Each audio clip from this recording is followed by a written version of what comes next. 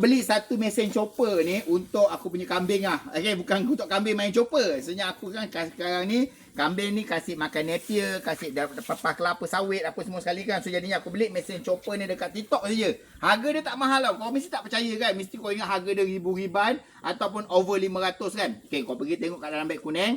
Kau tak beli pun tak apa. Kau klik beg kuning. Kau tengok berapa harga dia. Sungguh aku cakap korang, harga dia sangat-sangat berbaloi. Okay. So, nak guna dia senang je. Masuk ke sini. Kau tengok. Hasil dia.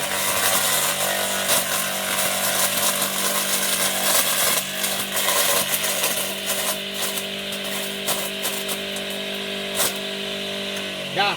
Nampak tak ni? Dia punya daun ni semua hancur cantik. Betul tak? Kemas kan? Cantik lah saya dah cakap kan macam tu kan. So jadinya yang ini aku rekomenkan dengan korang. Yang pertama, harga dia murah.